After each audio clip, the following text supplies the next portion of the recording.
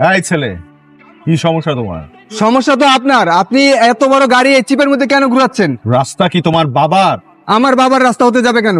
রাস্তা হচ্ছে সরকারের, জনগণের রাস্তা। আপনার বাবারও না, রাস্তা আমার বাবারও না। নিশাদ, ওনাকে জিজ্ঞেস করেন ওনার বাইকের দাম কত। 10,000। রে স্যার, নাস্তা খাওয়ার 2,10,000। 5 লাখ টাকা দিয়ে বাইকটা নিয়ে নাও, চলেন। কপাল রে, কপাল। বিশ্রী কফি কেন? কে বানিয়েছে? এই রেস্টুরেন্টের মালিককে, মালিককে ডাকেন। আমি এই রেস্টুরেন্টের মালিক। বলুন, আপনি কি বলবেন আমাকে? আপনি ম্যানেজার সাহেব, আমি এই রেস্টুরেন্টটা কিনবো।